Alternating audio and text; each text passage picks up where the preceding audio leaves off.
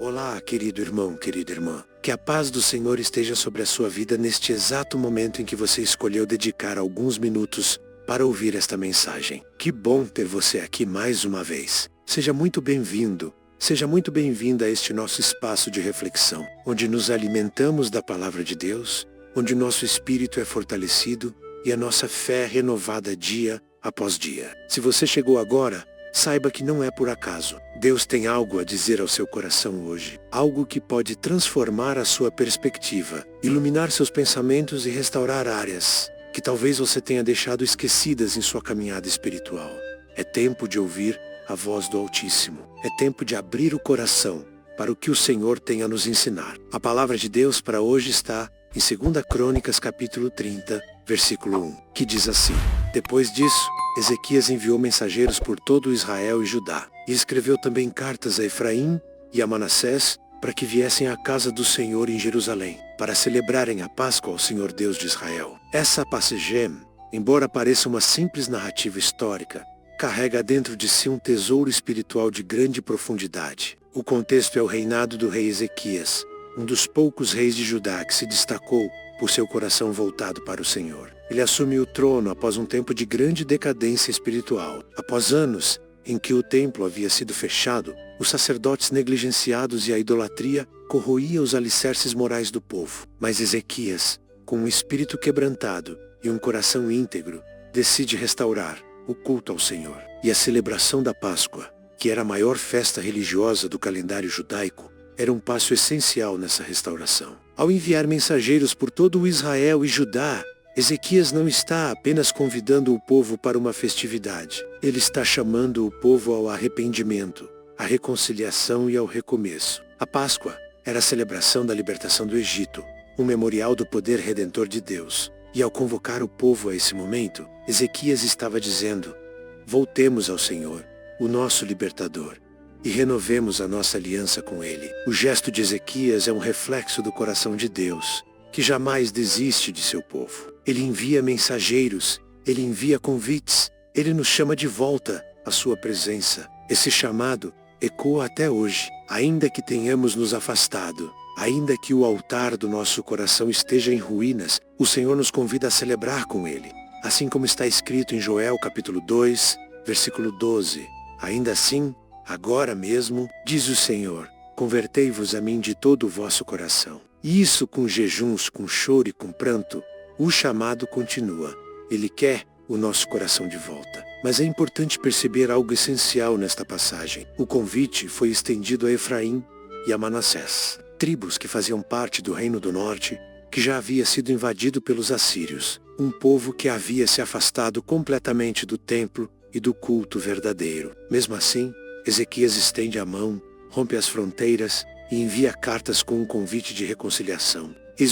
Isso é compaixão. É o mesmo Espírito de Jesus que, ao olhar para Jerusalém, lamenta e diz em Mateus capítulo 23, versículo 37, Jerusalém, Jerusalém, que matas os profetas e apedrejas os que te são enviados. Quantas vezes quis eu ajuntar os teus filhos, como a galinha ajunta os seus pintos debaixo das asas, e tu não quiseste. Perceba, querido irmão e querida irmã, que o nosso Deus é um Deus que envia mensageiros, um Deus que insiste, que convida, que estende a mão. Não importa quão longe tenhamos ido, não importa quanto tempo tenha passado, o convite ainda está de pé. E assim como no tempo de Ezequias, ele continua chamando os seus filhos para celebrarem a libertação, para se reconectarem com ele, para restaurarem sua fé e sua identidade espiritual. A reação do povo ao convite de Ezequias também é algo a ser considerado. Alguns zombaram, outros ignoraram, mas muitos aceitaram e vieram. Isso nos ensina que a palavra de Deus sempre gera reações diferentes. Alguns rejeitam, outros negligenciam, mas há aqueles que ouvem e se movem em direção à restauração. E hoje, a pergunta que paira no ar é: qual será a sua resposta ao convite de Deus? Você aceitará o chamado à reconciliação? Você tomará a decisão de voltar ao altar do Senhor? A celebração da Páscoa representa muito mais do que um evento religioso. Ela aponta para Cristo, o nosso Cordeiro Pascal. Como está escrito em 1 Coríntios capítulo 5, versículo 7. Porque Cristo, nossa Páscoa, foi sacrificado por nós. Celebrar a Páscoa é reconhecer o sacrifício de Jesus, é renovar nossa aliança com Ele. É lembrar que fomos libertos do Egito do pecado para viver uma nova vida de comunhão com Deus. Ezequias compreendeu isso em seu tempo. E nós hoje somos chamados a ter essa mesma consciência. Não há restauração verdadeira sem retorno à cruz, sem arrependimento sincero, sem desejo de caminhar em santidade. O rei Ezequias não apenas convocou o povo, mas preparou o templo, restaurou os sacerdotes e organizou tudo com zelo. Isso nos mostra que o retorno a Deus exige ação ex de preparo, exige disposição. Não basta apenas querer, é preciso se mover. Assim como está escrito em Tiago capítulo 4, versículo 8.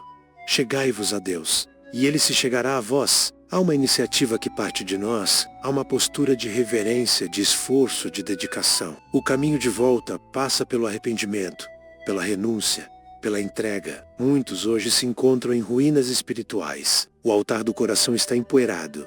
Os cânticos de louvor se calaram. A leitura da palavra tornou-se esporádica. As orações rarearam. Mas o convite de Deus permanece. Venha celebrar comigo. Venha restaurar sua fé. Volte para casa. Assim como o pai do filho pródigo, que aguardava ansiosamente o retorno de seu filho, o nosso Deus espera por nós, com braços abertos. Está escrito em Lucas capítulo 15, versículo 20.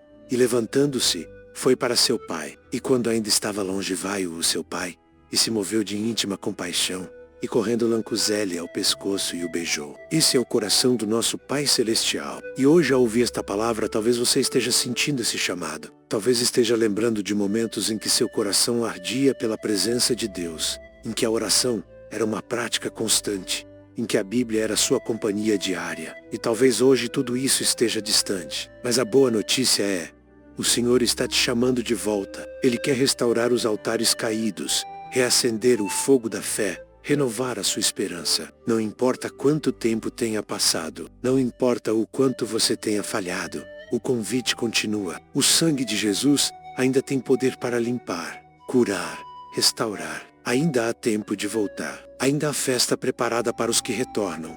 Ainda há vestes limpas esperando por você. O nosso Deus é especialista em novos começos.